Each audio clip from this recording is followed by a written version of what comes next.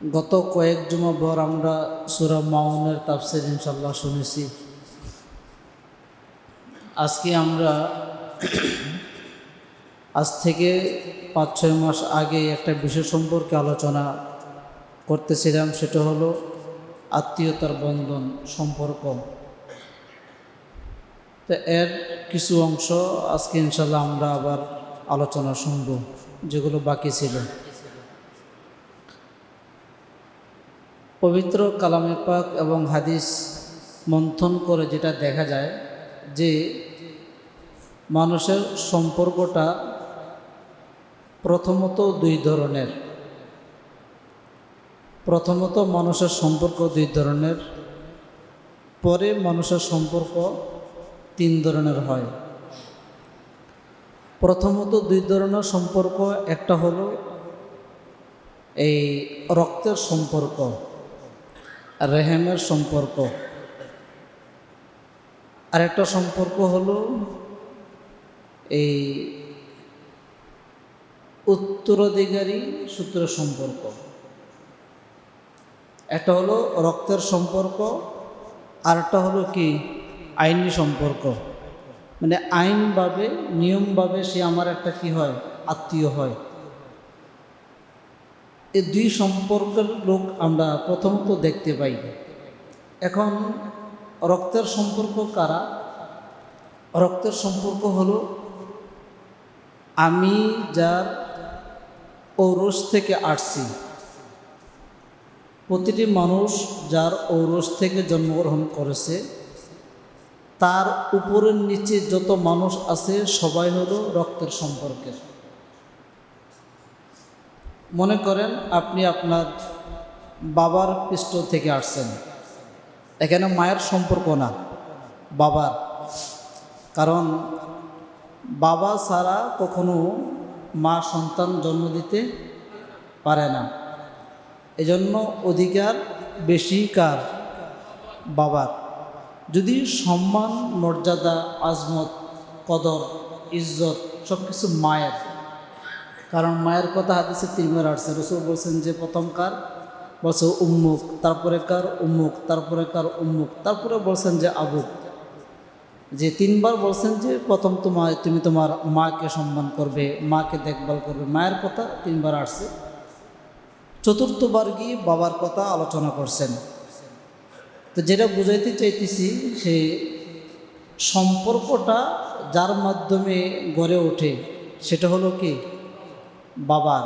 কারণ বাবার ঔরস থেকে, পৃষ্ঠদ্বয় থেকে মায়ের রেহেমের মধ্যে যেই নাপাকি ফোঁটাটা যায়, এর মাধ্যমে কি হয়? বাচ্চা প্রসব হয়। তাহলে অধিকার সবচেয়ে বেশি রাখে বাবার। তো এই জন্য রক্তের সম্পর্ক, রেহেমের সম্পর্ক আপনার বাবার সাথে যাদের সম্পর্ক আছে, যেমন আপনার দাদা, এটা আপনার রক্তের লোক। আপনার চাচা আপনার রক্তের লোক। আপনার জ্যাঠা আপনার রক্তের লোক। আপনার ফুফু আপনার রক্তের লোক। এই ধারাবাহিকতা যারা আছে তারা সবাই কি রক্তের সম্পর্ক। এখন মায়ের তরফ থেকে যদি আপনি আসেন, আপনার খালা আপনার রক্তের না। আপনার মা আপনার রক্তের না।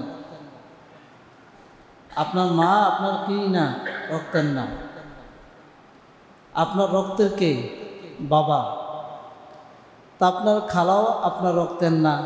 আপনার খালাতো বোন, খালাতো ভাই আপনার রক্তের না। আপনার মামা, মামাতো বোন, মামাতো ভাই, মামি, এগুলো আপনার কি না? রক্তের না। এগুলো আপনার এই আইনি আত্মীয়। একটা হলো রক্তের আত্মীয়, আর একটা হলো কি আইনি আত্মীয়। তারপরে হাদিসের মধ্যে আছে যে 3 ভাবে আত্মীয়তা হয়ে থাকে। একটা হলো বাবার দিক দিয়ে আত্মীয়, আরেকটা হলো মায়ের দিক দিয়ে আত্মীয়, আরেকটা হলো এই বৈবাহিক বন্ধনের দিক দিয়ে আত্মীয়। বাবার দিক দিয়ে আত্মীয় যেটা বললাম, যে আপনার চাচা, জ্যাঠা, আপনার দাদা, এরা বাবার দিক দিয়ে কি আত্মীয়, চাচাতো ভাই, জ্যাঠাতো ভাই, এগুলো। মায়ের দিক দিয়ে আত্মীয় হলো যে আপনার খালা, মামা, মামি, পরে মামাতো ভাই, খালাতো ভাই, খালাতো বোন, মামাতো বোন, এগুলো মায়ের দিক দিয়ে আত্মীয়। আর আপনি যখন বিবাহ করবেন তখন আপনার স্ত্রী সংক্রান্ত বা স্ত্রীর সাথে যাদের রিলেটিভ সম্পর্ক বন্ধন আছে তারা, ওই ক্ষেত্রে আপনার শ্বশুর আছে, শাশুড়ি আছে, জ্যাঠা শ্বশুর, জ্যাঠা শাশুড়ি, ওই যোগসূত্রে যারা বন্ধনে আছে তারা আপনার আত্মীয়। যত আত্মীয় হোক, আত্মীয়তার হক প্রথম যারা অগ্রাধিকার সেটা হলো কি? রক্তের। দ্বিতীয় হলো আপনার মায়ের, তৃতীয় হলো আপনার স্ত্রীর। এইভাবে রাসূল বলছেন যে আত্মীয়তার হক আদায় করা। আমরা যদি একটু লক্ষ্য করি যে আমাদের ফ্যামিলিতে, পরিবারে কতজন আছি যে আমরা এই সিস্টেম, এই ধারাবাহিকতা, এই নীতি নির্ধারিতের মাধ্যমে আমরা আত্মীয়তার হক আদায় করি, কতজন আছি? দেখি নাই। এরকম হয় যে স্ত্রীর কারণে বাবাও নাই, মাও নাই। যে আমার রক্তের আত্মীয় আমার পিতা, স্ত্রীর কারণে পিতাও আমার থেকে দূরে। কি বলেন? দূরে না? স্ত্রীর এমন আচরণের কারণে পিতাও আমার থেকে দূরে, অথচ স্ত্রী আমার আত্মীয় না, স্ত্রী হচ্ছে থার্ড ক্লাস আত্মীয়। তো আল্লাহ রাসূল সাল্লাল্লাহু আলাইহি সাল্লাম বলছেন যে আত্মীয় যেই কয় ধরনের হোক, এই সম্পর্কটা ছিন্ন করা যাবে না, এই সম্পর্কটা বিচ্ছিন্ন করা যাবে না, আপনার ধরে রাখতে হবে। যার যেভাবে আত্মীয়তা গড়ে উঠেছে, যার যতটুকু হক অনুযায়ী এই সম্পর্ক ধরে রাখতে হবে। আমরা জানি যে আমরা ইবাদত করি, এই ইবাদতগুলো আরশ আজিমে যায়, পৌঁছে, ওইখানে গিয়ে ইবাদতগুলোর করাঘাত করে রব্বের কাছে যায়, গিয়া দরজায় নক করে। যদি আমাদের ইবাদতগুলো খালেস থাকে, ভালো হয়, পিওর হয়, সহি হয়, বিশুদ্ধ হয়, তখন সোজা এগুলো পৌঁছে যায়। আর যদি ইবাদতের মধ্যে ভেজাল থাকে তখন ঝুলতে থাকে ইবাদত, আরশ আজিমে ঝুলে। কিন্তু এমন একটা সম্পর্ক আছে যেটা ডাইরেক্ট চলে যায়, ঝুলার কোনো ব্যবস্থা নেই। এটা হলো কি? আত্মীয়তার সম্পর্ক। একটি কথা আছে যে লাইসা শাইউন উতিউল্লাহ ফি আ'জালা সাওয়াবা মিন সিলাতির রহিম, যে সব ইবাদতের সওয়াব আসে, তবে রক্তের সম্পর্ক প্রতিদান যে ইবাদত আছে, রক্তের সাথে সম্পর্ক রাখার বিনিময়ে যে ইবাদত, এই ইবাদত সোজা আরশ আজিমে পৌঁছে যায়। এটা এত বড় পাওয়ার। অথচ দেখা যায় এরকম এই 100-র মধ্যে 70%, আমার জানা মতো আর বেশি হতে পারে, যে 100-র মধ্যে 70% ফ্যামিলি আছে যাদের সম্পর্ক ভালো না। হয়তো নিজের পিতা মাতার আত্মীয়র সাথে সম্পর্ক ভালো না, না মায়ের আত্মীয়র সাথে সম্পর্ক ভালো না, না শ্বশুর আত্মীয়র সাথে সম্পর্ক ভালো না, যে কোনো একদিকের আত্মীয়র সাথে সম্পর্ক কিনা ভালো না, মনোমালিন্য। অথচ এক হাদিসের মধ্যে আছে একটা মানুষের জান্নাত এবং জাহান্নাম নির্ধারিত হবে এই আত্মীয়তা ছিন্নতা দিকে লক্ষ্য করে, আত্মীয়তার দিকে লক্ষ্য করে, তার কতটুকু বন্ধন ছিল, কতটুকু সে অটল ছিল আত্মীয়তার ক্ষেত্রে, এদিকে লক্ষ্য করে একটা মানুষের জান্নাত জাহান্নাম ফয়সালা হবে। কারণ হাদিসের মধ্যে আছে যে কোনো মানুষ যদি সে আত্মীয়তা ছিন্ন করে, আল্লাহ নিজেই বলেন সে আমার সাথে তার সম্পর্কটা ছিন্ন করে ফেলবে। মানে আত্মীয়তা ছিন্ন করা মানে রবের সাথে সম্পর্ক কি করা? ছিন্ন করা। তো রবের সাথে যদি আপনার সম্পর্ক না থাকে, আপনি কি জান্নাত আছে? জান্নাত নাই তো। আরেকটি হাদিস আছে যে যেখানে বলা হয় যে কোনো মানুষ যদি হায়াত, রিজিক বৃদ্ধি করতে চায়, কোনো মানুষ পৃথিবীর জীবন দশায় সে যদি তার হায়াত এবং রিজিক বৃদ্ধি করতে চায়, তাহলে সে যেন 1 নম্বর মানুষের সাথে উত্তম আচরণ করে, যেটা খোলকে হাসান। আপনি খোলকে হাসানের আচরণ করতে পারেন, খোলকে আজিমের আচরণ করতে পারেন, খোলকে করিমের আচরণ করতে পারেন। এটা 3 ধারার আচরণ আছে, অনেক লম্বা কথা। তো যেটা বলতেছিলাম যে মানুষ যাতে উত্তম আচরণ করে এটা মানুষের সাথে, এবং উত্তম আচরণটা কেমন হবে এটা আমরা সবাই জানি। যেটা মানুষকে সালাম দিলে সে কি আমাকে বকা দিবে এরকম না, সালাম দিলে তার পরিবর্তে সালামের জবাব দেওয়া, এটা উত্তম আচরণ। তার মানে মানুষের সাথে মন্দ আচরণ না করা। যদি মানুষ উত্তম আচরণ করতে পারে তাহলে তার হায়াতের মধ্যে বারাকা দান করবে এবং রিজিকের মধ্যে কি করবে, বারাকা দান করবে। আরেকটা হলো যে প্রতিবেশীর সাথে ভালো ব্যবহার করা। প্রতিবেশীর সাথে ভালো ব্যবহার করলে আপনার রিজিক এবং হায়াতের মধ্যে বরকত দান করবেন। তৃতীয় নম্বর যে কথাটা হলো যে আত্মীয়তার সম্পর্ক বন্ধন অটুট রাখা, বিচ্ছিন্ন না করা। কোনো মানুষ যদি আত্মীয়তার সম্পর্ক বিচ্ছিন্ন করে তাহলে তার হায়াত কমে যায়। কোনো মানুষ যদি আত্মীয়তার সম্পর্ক বিচ্ছিন্ন করে তাহলে তার রিজিক কমে যায়। এটা আল্লাহ রাসূল সাল্লাল্লাহু আলাইহি সাল্লামের কথা। এই জন্য আমরা আত্মীয়তা সম্পর্ক সবসময় অটুট রাখার চেষ্টা করব। এখানে কি হবে, সম্পর্ক বিচ্ছিন্ন হয় কি নিয়ে, সম্পদ নিয়ে, টাকা পয়সা নিয়ে, একটু দেওয়া নেওয়া, এর মাধ্যমে সম্পর্ক বিচ্ছিন্ন হয়, আর কিছু না। আপনি একটু কম খান, সমস্যা কি, সম্পর্ক অটুট রাখেন। আপনি একটু কম নেন, সম্পর্ক বজায় রাখেন। আপনার মস্তিষ্কে ঢোকান যে আমার জান্নাত আসল, বাকি সব নকল। আপনি এই থিওরি দিয়ে আপনি মাথায় রাখেন যে জান্নাত আমার আসল, যে কোনো বিনিময়ে আমার জান্নাত পেতেই হবে, যেই কোনো বিনিময়ে, যেই কোনো মূল্যে জান্নাত অর্জন করতেই হবে। আপনি এই চিন্তা নেন, এই চেতনা আপনি লালন করেন, দেখবেন আপনার জন্য সহজ। আর আপনার যদি চিন্তা থাকে না না যে কোনো বিনিময়ে আমার বড় একটা সবচেয়ে বড় বাড়ি আমার করতে হবে, সবচেয়ে দামি গাড়ি আমার করতে হবে, সবচেয়ে প্রতাপশালী আমার হতে হবে, তাহলে আপনি কেমন যেন জাহান্নাম ডেকে আনলেন। কারণ এগুলো করতে গিয়ে আপনার হালাল হারাম পার্থক্য করা সম্ভব হয় না, আত্মীয়তার সম্পর্ক বজায় রাখা সম্ভব হয় না, বিভিন্ন ইবাদত বন্দেগী করা আপনার পক্ষে সম্ভব হয় না এগুলো করতে গিয়ে। আর যদি আপনি চিন্তা থাকে যে না আমার সব বাদ, জান্নাত আমার আসল, ওখানে যেতেই হবে যেই কোনো মূল্যে হোক, তাহলে আপনার পক্ষে সম্ভব। এজন্য আল্লাহ রাসূল সাল্লাল্লাহু আলাইহি সাল্লাম তিনার নিকট একজন সাহাবী আসলেন, আয়েশা রাদিয়াল্লাহু তাআলা আনহা থেকে হাদিসটি বর্ণিত। এসে বলতেছেন আখবিরনি বিআমালিন, ইয়া রাসূলুল্লাহ আপনি এমন একটা আমল আপনি আমাকে দান করেন বা আপনি আমাকে বলে দেন, শিক্ষা দেন, ইউদখিলুনি জান্নাহ, যে আমলটা আমাকে জান্নাতে নিয়ে যাবে।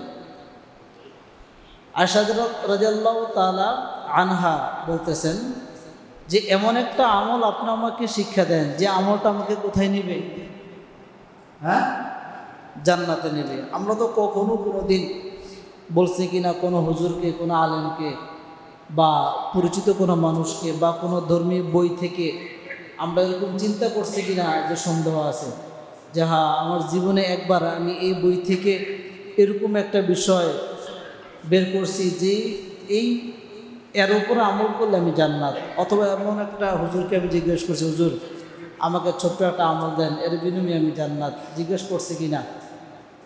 এই ধরনের কথা আমরা আলেমদেরকে বা বই পুস্তক থেকে বের করতে পারছি কিনা সন্দেহ আছে। অথচ সাহাবায়ে কেরাম প্রতিনিয়ত অধিকাংশ সময় পরস্পর দেখা হলে বলতো, এরকমও আছে যে এরকমভাবে তাকে এরকম আঘাত করতেন, আঘাত করে বলতেন তোমার ইমানটা বড় পাকা। এক সাহাবী আরেক সাহাবীকে এরকম আঘাত করে বলতেন কি, তোমার ইমান বড় পাকা। ওমর ইবনুল খাত্তাব রাদিয়াল্লাহু তাআলা আনহু, আবু বকর সিদ্দিক রাদিয়াল্লাহু তাআলা আনহুকে কতবার যে বলছেন যে ভাই একটু আমাকে আপনার রাস্তায় তুলে দেন, আপনি যেভাবে হাঁটেন আমাকে ওই হাঁটার পদ্ধতিটা আপনি আমাকে শিক্ষা দেন। অনেকবার এক সাহাবী অপর সাহাবীকে, সাহাবারা রাসূল সাল্লাল্লাহু আলাইহি সাল্লামকে এরকম বারবার বলতেন ইয়া রাসূলুল্লাহ, বা সাহাবায়ে কেরামকে বলতেন যে আপনি আমাকে শিক্ষা দেন, যে শিক্ষার মাধ্যমে আমি জান্নাতে যাব। এই জন্য অনেক হাদিস পাওয়া যায়, যেমন এই একটা হাদিস আখবিরনি বিআমলিন ইউদখিলুল জান্নাহ, ইয়া রাসূলুল্লাহ, এমন একটা আমল আপনি আমাদেরকে শিক্ষা দেন যে আমলের বিনিময়ে কোথায় যাব? জোরে বলেন, জান্নাতে যাব। ফাকাল আল কওমু মা লাহু মা লাহু। এখানে অনেক সাহাবায়ে কেরাম ছিল, তারা বলতেছে তার কি হলো, সে কি চায়, তার কি হলো? মা লাহু মানে তার কি হলো? তখন রাসূল বলতেছেন আরাব্বুন মা লাহু, তার একটু কাজ আছে, প্রয়োজন আছে, এজন্য সে বলতেছে। তখন আল্লাহ রাসূল সাল্লাল্লাহু আলাইহি সাল্লাম বলতেছেন যে তা'বুদুল্লাহ ওয়ালা তুশরিক বিহি শাইআ, যে প্রথম আমল হলো তুমি আল্লাহর ইবাদত করবে এবং এই ইবাদতে বা ইমানে তুমি রবের সাথে কাউকে অংশীদার বানাবে না, মানে শিরিক করবে না। এক নম্বর আমল কি করা?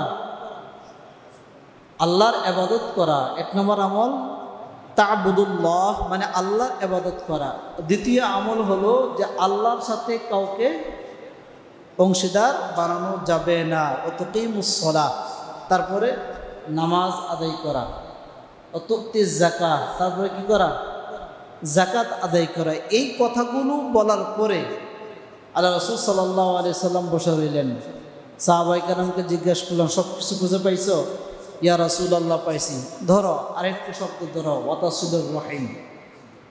তারপরের আমল হলো যে তুমি তোমার আত্মীয়তার সাথে সম্পর্ক অটুট রাখবা। আল্লাহ রাসূল সাল্লাল্লাহু আলাইহি সাল্লামকে সাহাবায়ে কেরাম জিজ্ঞেস করলেন, ইয়া রাসূলুল্লাহ, যদি শুধু নামাজ পড়ি? বলে কাল্লা, কখনো না, হবে না। বলে শুধু রোজা রাখি? বলে হবে না। বলে শুধু ইবাদত করি? বলে হবে না। কি করতে হবে? তা'বুদুল্লাহ ওয়ালা তুশরিক বিহি শাইআ ওয়া তুকিমুস সালাহ ওয়া তুতিজ যাকাত ওয়া তাসিলুর রহিম। সবগুলো করতে হবে।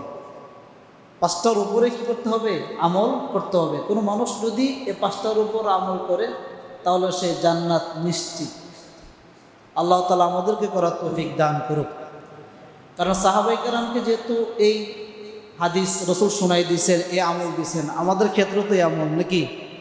আমরাও যদি ইবাদত করতে পারি, নামাজ পড়তে পারি, শিরিক না করে যাকাত দেই এবং আত্মীয়তার বন্ধন অটুট রাখতে পারি, আমরাও কোথায় যাব? জান্নাতে যাব। এজন্য আমরাও চেষ্টা করব আত্মীয়তার বন্ধন কি রাখা? ঠিক রাখা। আল্লাহ রাসূল সাল্লাল্লাহু আলাইহি ওয়াসাল্লাম আরেক হাদিসের মধ্যে আমাদেরকে আরেকটি কথা জানাইতেছেন যে কোনো মানুষ যদি এই জাহান্নামে যেতে চায়, জান্নাতের দরজা সে যদি বন্ধ করতে চায়, তাহলে এই ব্যক্তি আর কোনো আমল করতে হবে না। শুধু একটা বদ আমল করলেই তার জন্য যথেষ্ট, সেটা হলো আত্মীয়তার বন্ধন ছিন্ন করা। এই জন্য হাদিস আছে, এটা বুখারীর রাওয়ায়াত, আবার অনেক কিতাবের মধ্যে আছে। বুখারীর 5984 নম্বর হাদিস। এটা ওই নুরানি মুক্তবের বইয়ের মধ্যে আছে, ছোটো ছোটো বাচ্চারা পড়ে। লা তাদখুলুল জান্নাতা কাতিয়া, লা তাদখুলুল জান্নাতা কাতিয়া। ওই ব্যক্তি কখনো জান্নাতে প্রবেশ করবে না যে ব্যক্তি আত্মীয়তার বন্ধন ছিন্ন করে, সম্পর্ক রাখে না। আত্মীয়র সাথে তার কোনো সম্পর্ক নাই, যোগাযোগ নাই, লেনদেন নাই, কথাবার্তা নাই। আত্মীয় যদি ডান দিক দিয়ে আসে সেই যায় বাম দিক দিয়ে, আত্মীয় যদি সালাম দেয় সে দেয় ধমক। এই যে আচরণগুলো, এর বিনিময়ে কি? জাহান্নাম। একদম সহিহ হাদিস, লা তাদখুলুল জান্নাতা কাতিয়া। যে ব্যক্তি আত্মীয়তার বন্ধন ছিন্ন করবে, এই ব্যক্তিটা কোথায় যাবে? জাহান্নামে যাবে। এই জন্য আমরা খেয়াল করব এগুলো। আল্লাহ রাসূল সাল্লাল্লাহু আলাইহি ওয়াসাল্লাম খাদিজা রাদিয়াল্লাহু তাআলা আনহা থেকে একটা হাদিস বর্ণিত, যে এখানে বলেন যে ইয়া রাসূলুল্লাহ, রব আপনাকে কখনো ফেরাবেন না, আপনি যেই কাজ করেন। রাসূলকে বলতেছেন যে কাল্লা ওয়াল্লাহি লা ইউখজিকাল্লাহ, যে আল্লাহ সুবহানাহু ওয়া তাআলা আপনাকে কখনো কি করবেন না?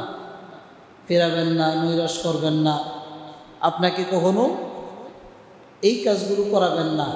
আল্লাহ আপনার উপরে এত সন্তুষ্ট। তো রাসূল বলতেছেন যে আমি কি করি? তখন খাদিজা রাদিয়াল্লাহু তাআলা আনহা নিজেই বলতেছেন যে আপনি তো ইন্নাকা লা তাসিলুর রহিম, প্রথম যে কাজ সেটা হলো আত্মীয়তার সাথে আপনার সম্পর্ক ঠিক। আপনি 11 স্ত্রীর সম্পর্ক আপনার ঠিক আছে, সাহাবায়ে কেরামের সম্পর্ক ঠিক আছে, আপনার চাচা কাফের আপনাকে হত্যা করতে চায়, তারপর আপনি প্রতিনিয়ত তার কাছে যান, খোঁজখবর রাখেন। এবং বুড়িমা আপনাকে মারতে চেয়েছিল, কাটা রেখে দিয়েছিল, বুড়িমার আপনি খবর নিয়েছেন। মানে সব ইতিহাস জানানো হলো যে ইন্নাকা লাতাসিলুর রহিম, আপনি তো আত্মীয়তার সম্পর্ক ঠিক রাখছেন। আপনি তো এমন ব্যক্তি ওয়াতাহমিলুল কাল্লা, যে অন্যের বোঝা আপনি আপনার মাথায় উঠে নেন, অন্যকে আপনি বোঝা চাপিয়ে দেন না, আপনি তো এমন ব্যক্তি। আল্লাহ রসুল তারপরে আরও কথা বলেন ওয়াতাকসিবুল মাদুম, যে আপনি তো মানুষকে পোশাক পরিয়ে দেন, এবং মানুষের ক্ষেত্রে মানুষ যারা কামাই করতে পারে না তাদেরকে আপনি পোশাক ক্রয় করে দেন, আপনি নিজে পোশাক পরিধান করিয়ে দেন। এজন্য রব আপনার উপরে কি সন্তুষ্ট। আপনি তো মেহমানদারির অতি উত্তম, মেহমানদারিতে আপনি কি অতি উত্তম। ওয়াতাকরিদুদ-দয়ফ, শুধু উত্তম বললে রসুলের ক্ষেত্রে হবে না, অতি উত্তম। রসুলের মেহমানদারি কেমন ছিল জানেন? আল্লাহ রসুল সাল্লাল্লাহু আলাইহি সাল্লাম এই এক সাহাবাও হয় নাই, কাফের চলে আসছে মদিনাতে, প্রথম সালাম দিয়েছে। সালাম দেওয়ার পরে রসুল বুঝতে পারছেন যে তার পেটে কি ছিল না, কোনো খাবার ছিল না। রসুল জিজ্ঞেস করলেন যে তুমি কি খাবার গ্রহণ করছো? বলে ইয়া রাসূলুল্লাহ, আমি খাবার গ্রহণ করি নাই। রসুল তাৎক্ষণিক তার হাত পাকড়াও করছেন, মানে ধরছেন, খুশ বিয়াদি তার হাত ধরছেন, ধরার পরে সোজা ঘরে নিয়েছেন। ঘরে নিয়ে স্ত্রীদেরকে বলছেন যে কি আছে দাও। তখন যা ছিল তাকে বসিয়ে খাওয়াইছেন। খাওয়ার পরে বলছেন যে তুমি কি জন্য আসছো, কেন আসছো বলো। বলে আমি যে জন্য আসছি সমাধান হয়ে গেছে গা, আপনি আমাকে কালিমা পড়াই দেন। আমি যে জন্য আসছি সমাধান কি হয়ে গেছে, এখন আপনি আমাকে কি করেন, কালিমা পড়াই দেন। তখন কালিমা পড়াই দিছে, এই ব্যক্তি সাহাবী হয়ে গেছে। তাকে নিয়ে প্রথমে মদিনা ঢুকছে। ঢুকার পরে দেখতেছে যে এরকম একটা স্তূপ খেজুরের টুকরে নিয়ে আসছে। বলে ইয়া রাসূলুল্লাহ, এটা আপনি একটু ভাগ করে দিয়ে দেন, এই খেজুর আপনি একটু কী করেন, ভাগ করে দেন। আল্লাহ রসুল সাল্লাল্লাহু আলাইহি ওয়াসাল্লাম আলী রাদিয়াল্লাহু তাআলা আনহুকে ডাকলেন, জিজ্ঞেস করলেন, আলী, তোমাদের মধ্যে কাদের ঘরে খাবার নাই, একটু খাবার নাও। আলী রাদিয়াল্লাহু তাআলা আনহু বলতেছেন, এখানে যারা আছে সবাইকে দিয়ে দেন, পরিশ্রম করার দরকার কি? বলে না, এখানে অনেকে আছে তাদের ঘরে খাবার আছে, অনেক আছে যে তারা আসতে পারতেছে না, মাঠে ময়দানে কাজ করতেছে, কি তাদের ঘরে খাবার নাই, তুমি একটু খাবার নাও।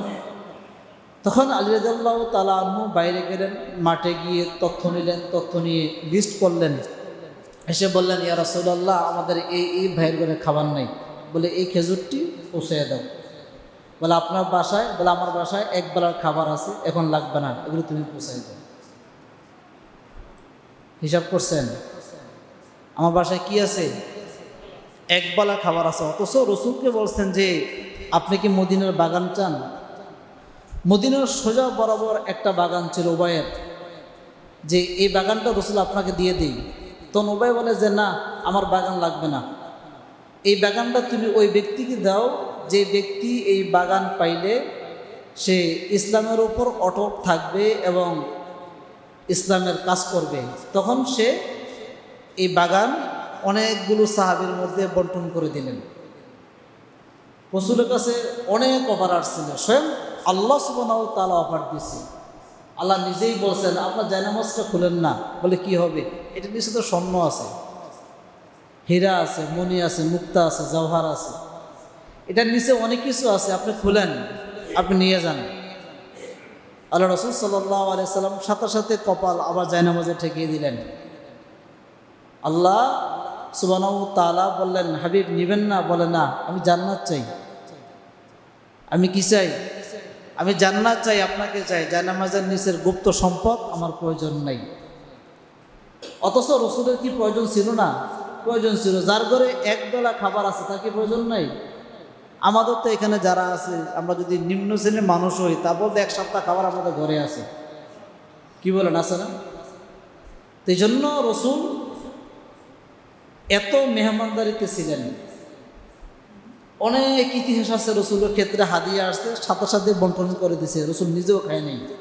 অথচ রসুল ক্ষুধার্ত ছিল, রসুল ক্ষুধার্ত ছিল। তো এই জন্য রসুলের আচরণ দেখেই এই অবস্থা। ওয়াতুঈনু আলা নাওয়াইল হক, আল্লাহ রসুল সাল্লাল্লাহু আলাইহি ওয়াসাল্লামের ক্ষেত্রে বলা হয় যে বলছেন যে আপনি তো আসলেই জান্নাতি। এই হাদিসের মধ্যে যেই প্রথম কথা আছে ওয়াতাসিলুর রহিম, আত্মীয়তার সম্পর্ক অটুট রাখা, বিচ্ছিন্ন না করা। কোনো ব্যক্তি যদি বিচ্ছিন্ন না করে আল্লাহ সুবহানাহু ওয়া তাআলা তাকে কী করে জান্নাত দান করে। যেমন আল্লাহ রাসূল সাল্লাল্লাহু আলাইহি ওয়াসাল্লামের একটা ইতিহাস দেখেন কেমন ভয়াদার। আব্দুল্লাহ ইবনে উবাই ইবনে সুলুল একটা মুনাফিক ছিল। আব্দুল্লাহ ইবনে উবাই ইবনে সুলুল একটা মুনাফিক এবং খুব নামকরা বিখ্যাত মুনাফিক ছিল। সে অনেক পেশ লাগাইছে, ইসলামের অনেক যুদ্ধের সাথে সে গাদ্দারি করছে এবং অনেক সাহাবীর সাথে সে গাদ্দারি করছে। এটা নামকরা মুনাফিক উবাই ইবনে সুলুল। যখন নাকি তার এই হায়াত চলে যাবে, শেষ সময় তার একবার ডানে কর দেয়, একবার বামে কর দেয়, জান যায় না। তার একজন ছেলে ছিল, ছেলের নামও ছিল আব্দুল্লাহ। সে আবার মুমিন ছিল। সে কি ছিল? মুমিন। আব্দুল্লাহ বাবার কাছে গিয়ে বলতেছে, বাবা সারা জীবন ওর মুনাফিক করছো, মুনাফিকের আচরণ তোমার চেহারা এখন প্রকাশ পাইতেছে, তুমি এত জ্বালাইছো, ইসলামের এত ক্ষতি করছো, তোমার এখন অবস্থা কি হবে আমি জানি না। বাবা বারবার বলতেছে আমি মুনাফিক, সমস্যা কি? তুমি তো ইমানদার, তুমি একটু চেষ্টা করো না যে আমার রূহ যেতে আসানা শহীদ যায়, জান্নাত জাহান্নাম পরবর্তীতে হবে। এখন আমি মৃত্যু সজ্জায় যে কষ্ট পাইতেছি এটা আমার সহ্য হইতেছে না, তুমি একটু দোয়া করো। আব্দুল্লাহ কার জন্য দোয়া করবে? মুনাফিকের জন্য, মানে হাত উঠতেছে না, কিন্তু বাবা তো হৃদয়ে কাঁদতেছে বারবার যে কি করা যায়। অথচ সে কান্না করতেছে, ডানে একবার কর দেয়, বামে একবার কর দেয়, রূহ যাইতেছে না। এরকমভাবে এই শরীর মুছে দেয়, বিভিন্ন মানুষ তাকে বিভিন্ন মেসেজ করে দেয়, অনেক কিছু, কিন্তু শান্তি নেই, কষ্ট। আজরাইল তো তাকে গ্রাস করে ফেলছে। রসুলের কাছে গেছে, ইয়া রাসূলুল্লাহ আমার বাবা তো জাহান্নামী, আপনি জানেন আমার বাবা মুনাফিক, কাট্টা মুনাফিক, এবং সে জাহান্নামী। অবস্থা এমন চলতেছে আমার সহ্য হয় না, আপনি দেখলো আমার মনে হয় না যে আপনার সহ্য হবে। কিভাবে আসানের সহিত তার রূহটা যেতে পারে একটু ব্যবস্থা করেন। আল্লাহ রাসূল সাল্লাল্লাহু আলাইহি ওয়াসাল্লাম দেখতেছেন যে এখানে অনেক বড় বড় সাহাবায়ে কেরাম বসে আছে। ওমর ইবনুল খাত্তাব রাদিয়াল্লাহু তাআলা আনহু বারবার রাসূলের দিকে তাকায় এবং খুব মানে একটু বড় বড় আকারে তাকায়, যাতে করে এই তার প্রতি রসুলের দয়া না আসে, এই জন্য বারবার তাকায়। আলী রাদিয়াল্লাহু তাআলা আনহু তাকায়, সবাই তাকাইতেছে, কারণ সে শত্রু, ইসলামের শত্রু। সবাই তাকাল, রাসূল সাল্লাল্লাহু আলাইহি ওয়াসাল্লাম চুপ রইলেন। চুপ রওয়ার পরে, চুপ থাকার পরে রসুলের গায়ের চাদরটা আব্দুল্লাহর হাতে তুলে দিলেন। বলল যে তুমি এই চাদরটা তোমার বাবার শরীরে পেঁচিয়ে দাও, দেখবা আল্লাহ তাআলা একটা আসান করবে। তখন এই চাদরটা দিয়ে দিলেন। আব্দুল্লাহ চলে গেল, গিয়ে উবাই ইবনে সুলুলের গায়ে পেঁচিয়ে দিল। এই মুহূর্তের মধ্যে তার হায়াত শেষ, মানে সে ইন্তেকাল করল। তার মানে এই কষ্ট থেকে সে মুক্তি পাইল। তখন ওমর ইবনুল খাত্তাব রাদিয়াল্লাহু তাআলা আনহু প্রথমেই, আপনি কেন দিয়েছেন চাদরটা ইয়া রাসূলুল্লাহ, কি জন্য দিলেন আপনি বলেন? আল্লাহ রাসূল সাল্লাল্লাহু আলাইহি ওয়াসাল্লাম বলতেছে যে বদরের ইতিহাস মনে আছে তোমার? বদরের ইতিহাস, কারণ বদরের ইতিহাসের মধ্যে অনেকগুলো কাফের, 70 জন কাফের বন্দী হয়েছিল মুসলমানের হাতে। এর মধ্যে রসুলের চাচা আব্দুল্লাহ ইবনে আব্বাস তিনিও বন্দী হয়েছিল। আব্দুল্লাহ ইবনে আব্বাস কিন্তু তখন ইসলাম ধর্ম গ্রহণ করেন নাই, ওই সময় ইসলাম ধর্ম গ্রহণ করেছেন ইতিহাসের পরে। বদরের যুদ্ধ পর্যন্ত মানে আব্দুল্লাহ ইবনে আব্বাস এই রসুলের বিরুদ্ধে যুদ্ধ করার জন্য মাঠে গেছেন। চাচা ভাতিজার বিরুদ্ধে যুদ্ধ করার জন্য কোথায় গেছে? অথচ আপন চাচা ওইখানে গিয়ে বন্দী হয়েছে। এখন চাচা তো, রসুল বলছেন যে তোমরা তাদেরকে এক এক ঘরে নিয়ে যাও, তোমাদের এক একজনের পোশাক তাদেরকে দিয়ে দাও, তোমাদের ঘরের খাবার তাদেরকে দিয়ে দাও। তারা এই জামাই খাবার পেয়ে মেহমানদারি, আপ্যায়ন, এই আচরণ পেয়ে এরা বলছে যে কাদেরকে মারার জন্য এতদিন আসছি, অথচ কথা ছিল আমাদেরকে জবাই করে দেওয়া, জেলখানায় বন্দি করা। এরা দিয়ে আমাদেরকে রোস্ট, খাসি যা আছে সব কিছু দুম্বা, এত জামাই আদর করতেছে। এটা তো জেলখানা না, এটা তো আমাদের জামাই আদর। জামাই আদর পেয়ে এরা বলছে, ইয়া রাসূলুল্লাহ, আর প্রয়োজন নাই, আপনি আমাদেরকে কালিমা পড়াই দেন। সবগুলো 70 জনে কী করছে? ইসলাম ধর্ম। এটা আচরণ, উত্তম আচরণ। যেটা বললাম যে 1 নম্বরে হায়াত রিজিক বৃদ্ধি করতে হলে উত্তম আচরণ দরকার। তো যেটা বলতেছিলাম যে সকলকে পোশাক দিছে, কিন্তু আব্দুল্লাহ ইবনে আব্বাসকে পোশাক দিতে পারে নাই, কারণ তিনি অনেক লম্বা ছিলেন। একটা হাদিসের মধ্যে এরকম একটা কথা আছে যে আব্দুল্লাহ ইবনে আব্বাস যদি আওয়াজ দেয় 8 কিলোমিটার দূর থেকে তার আওয়াজ শোনা যেত। তিনি এত সুঠাম দেহের অধিকারী ছিলেন, এত শক্তিশালী ছিলেন, এত লম্বা ছিলেন আব্দুল্লাহ ইবনে আব্বাস। এখন তিনার গায়ে 2-3 জনের কাপড় ছিঁড়েও একসাথে দিলে তিনার গায়ে লাগে না, তখন তিনি তো ব্যতিক্রম মানুষ, বড়। কিন্তু এদিক দিয়ে আব্দুল্লাহ ইবনে উবাই ইবনে সুলুল, যে কাট্টা মুনাফেক, তারও শরীর অনেক কি ছিল, মোটা ছিল, হৃষ্টপুষ্ট ছিল। আব্দুল্লাহ ইবনে আব্বাসের মতন এরকম বড় দেহ তারও ছিল। কিন্তু সে কি করছে, ওই সময় আব্দুল্লাহ গিয়ে বলছে যে বাবা, রসুলের চাচা ধরা পড়ছে, কোনো গায়ে কাপড় নাই, কি করা যায়? তখন সে মুনাফেক হলেও সে তার কাপড়টা দিয়ে দিছে, যাও এটা তুমি রসুলের কাছে পৌঁছে দাও, যাতে তার চাচাকে দিয়ে দেয়।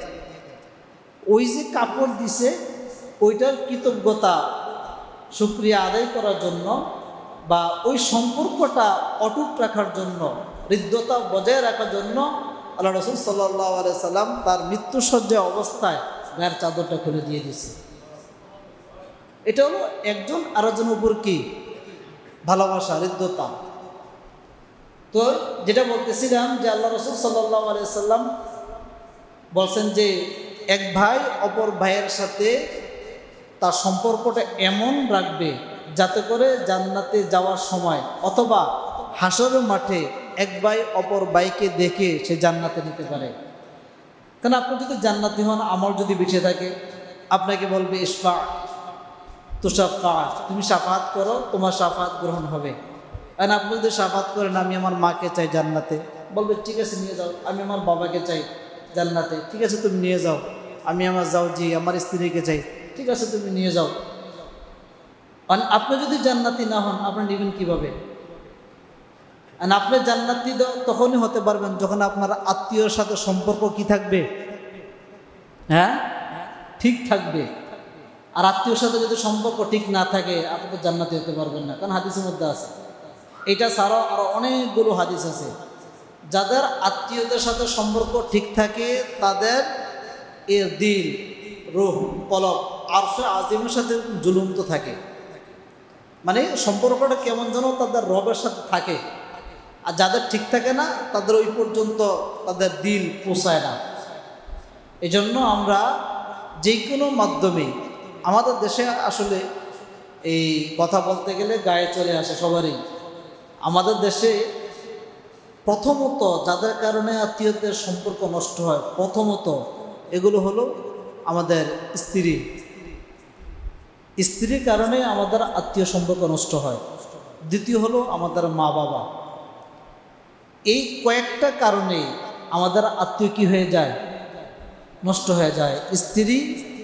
আমার এই স্ত্রী শুধু খালি তার আত্মীয়ের সম্পর্ক খুব ভালো দেখতে পারে, কিন্তু আমার আত্মীয় সম্পর্ক দেখতে পারে না।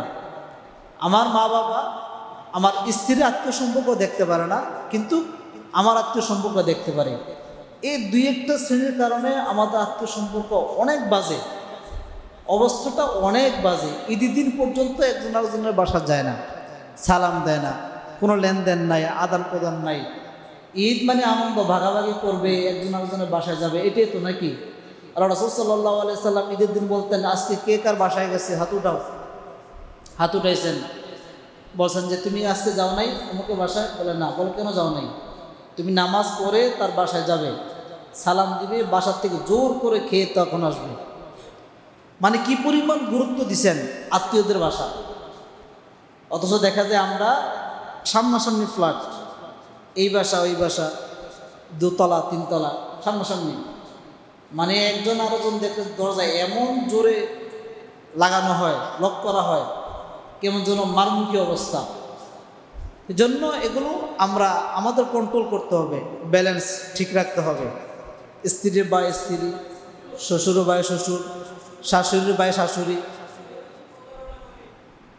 নামাজে পড়ে, শাশুড়ির বা শাশুড়ি, সব কিছুর বাইরে সব কিছু তাদের অ্যাঙ্গেলে আমরা এগুলো বুঝিয়ে শুনিয়ে যাকে যেভাবে বোঝানো যায় তাকে ওইভাবে বুঝিয়ে কী করতে হবে, সম্পর্ক ঠিক রাখতে হবে। কোনো মতেই সম্পর্ক বিচ্ছিন্ন করা যাবে না, কোনো মতেই না, কোনো মতেই সম্পর্কটা বিচ্ছিন্ন করা যাবে না। কারণ একাধিক হাদিস আসছে, বুখারী মুসলিম সহ একাধিক হাদিস আত্মীয়তার ক্ষেত্রে আছে, এবং কোরআন আয়াতও আছে, যেটা আজকে খুতবা বললাম, আল্লাযীনা ইয়াসিলুনা মা আমারাল্লাহু বিহি আইয়ুসালা ওয়া ইয়াখশাউনা রাব্বাহুম ওয়া ইয়াখাফুনা সুআল হিসাব। পুরো আয়াতটাই আত্মীয়তার সম্পর্ক নিয়ে। এজন্য আল্লাহ সুবহানাহু ওয়া তাআলা আমাদের সকলকে আত্মীয় তার বন্ধন অটুট রাখার তৌফিক দান করুক, সকলে বলি আমিন।